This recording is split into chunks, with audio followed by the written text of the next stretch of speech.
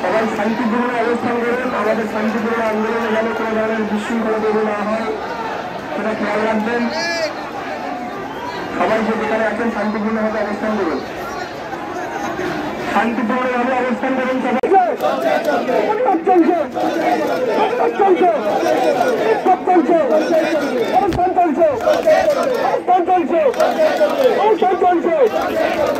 তোমার নিকটের কার দায় পুলিশ, তুমি হায় হায়। তোমার নিকটের কার দায় কলকাতা পুলিশ, হায় হায়। তোমার নিকটের কার দায় বিলিতি গোয়েল, হায় হায়।